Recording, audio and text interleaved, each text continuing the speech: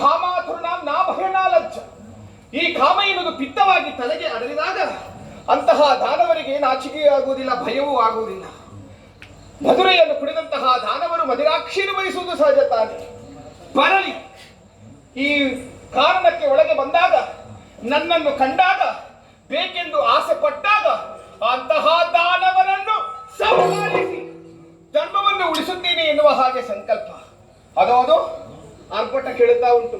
ಹಾಗಾಗಿ ದಾನವರು ಈ ವನವನ್ನು ಪ್ರವೇಶ ಮಾಡಿದ್ದಾರೆ ಎನ್ನುವ ಹಾಗೆ ಸ್ಪಷ್ಟ. ಅದಕ್ಕಾಗಿ ಅವರ ಕಣ್ಣ ಸಮ್ಮುಖದಲ್ಲಿ ಸುಂದರಿಯಾಗಿ ಗೋಚರಿಸುತ್ತೇನೆ.